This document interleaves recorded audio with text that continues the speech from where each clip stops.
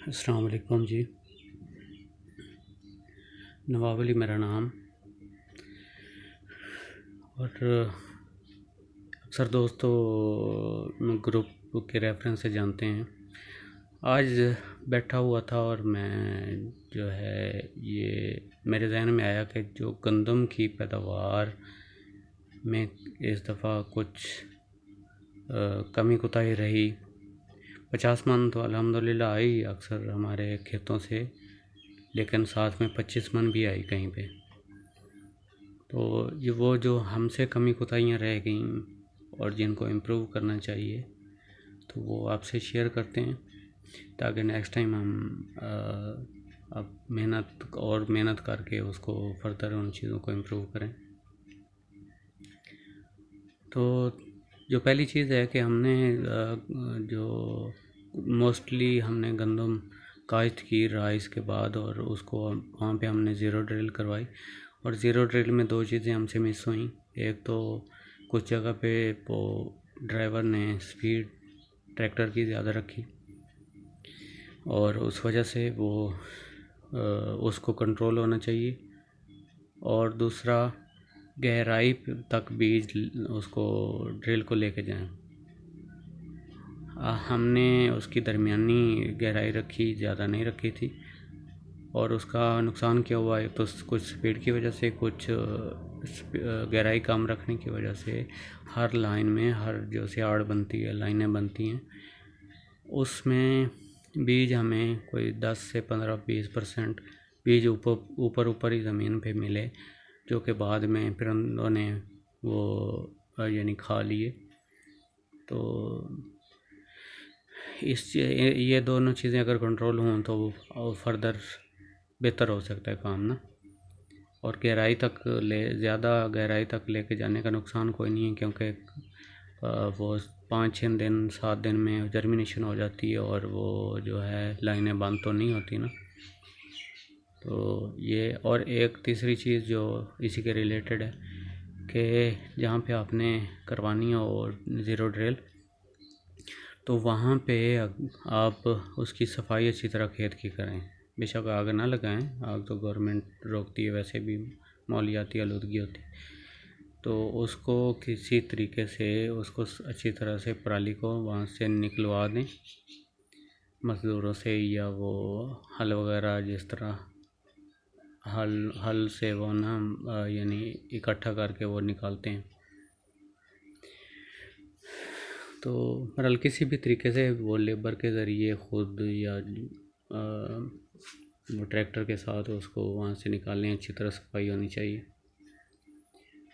और जो गहराई तक जो ड्रिल है लेके जाने का, एक ये भी फ़ायदा होगा कि अगर कुछ पराली वहाँ पे रह भी गई है और इकट्ठी हो रही होगी वहाँ पे ड्रिल के नीचे, तो वो ड्रिल को ज़्यादा नुकसान नहीं, यानी नुकसान का मतलब कि ड्रिल को ऊपर नहीं उठाएगी, क्योंकि गहराई में आपकी ड्रिल जा रही होगी। लेकिन फिर भी ये इसकी सफाई ज़रूरी होती है,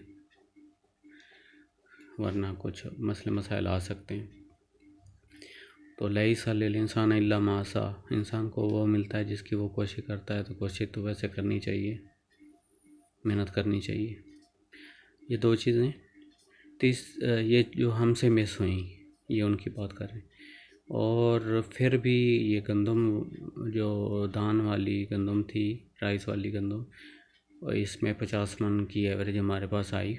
ये एक्चुअल और फैक्चुअल रिज़ल्ट्स बता रहे हैं। उसके अलावा जो सरसों वाली, जहाँ पे 25 मन हमारे पास पैदावार आई, उसकी सबसे पहला जो हमसे गलती हुई, वो वहाँ पे लेट हो गई थी। हमारी जो गंदम की काश्त है वो 16 दिसंबर को काश्त हुई, जबकि जो राइस वाली होती है वो हमने 16 नवंबर को काश्त कर ली थी। कुछ लोग इससे पहले भी कर लेते हैं। तो वो लेट काश्त में, एक तो 16 दिसंबर को काश्त हुई, काफ़ी लेट काश्त हुई, उस वजह से उसमें पैदावार की कमी आई। दूसरा जो है वो पहला पानी हमने कोई 20 जनवरी को लगाया है, 1 महीने बाद। उस वहाँ तक तो काम चल गया था। उसकी वजह लेट क्यों लगा, क्योंकि बीच में जब ड्रिल करवाई थी तो वो उस टाइम बारिश भी हुई थी और ड्रिल भी हमने यानी गीली ज़मीन में, यानी उसमें सही वाटर नहीं था, तो इस वजह से वो ना काफ़ी पहला पानी काफ़ी लेट लगाना पड़ा हमें।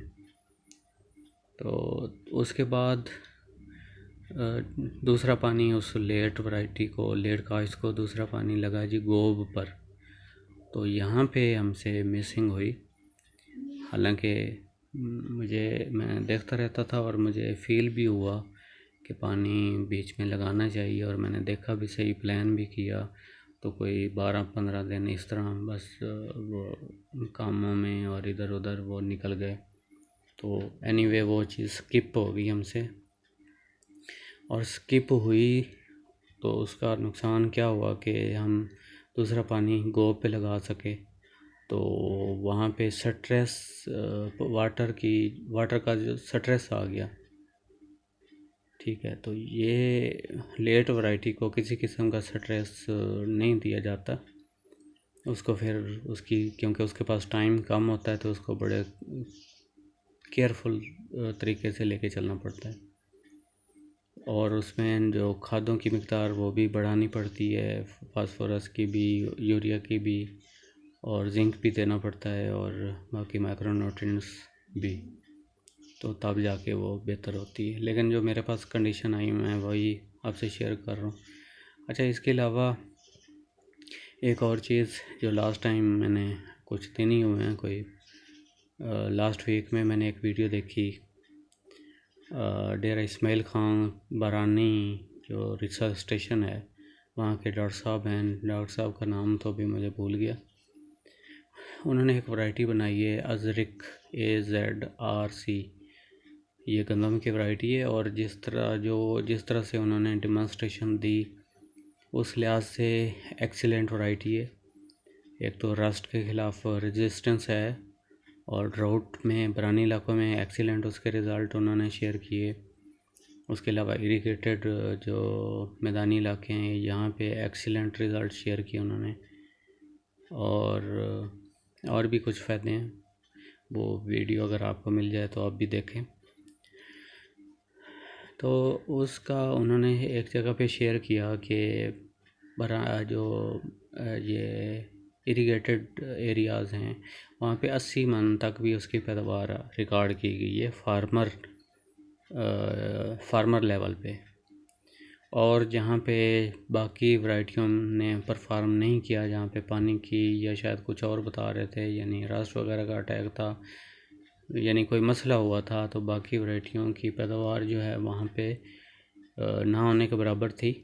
और जबकि इस अज़रक ने वहाँ पे भी 48 मन 48 मन इसने वहाँ पे पैदावार दी। तो मुझे कुछ 4-5 पॉइंट उस वैरायटी के बहुत ही अच्छे लगे, और उसको वो बता रहे थे कि जिस तरह इनकलाब एक वैरायटी थी किसी दौर में, उसकी अच्छी यानी खसूसियात थी, इसी तरह इस वैरायटी की भी अच्छी खसूसियात हैं।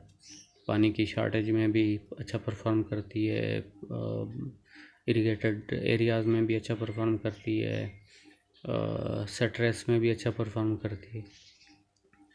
तो मैंने भी प्लान किया है, उनसे अब कांटेक्ट करूँगा कि वैरायटी वो कुछ मिल जाए तो बेहतरी की तरफ जाना चाहिए। तो ये चीज़ें थी जो आप से शेयर करनी थी, और जो है इन चीज़ों का ख्याल रखना चाहिए। मैं भी रखूँगा इंशाल्लाह। नेक्स्ट टाइम फर्दर बेहतरी की तरफ जाएंगे।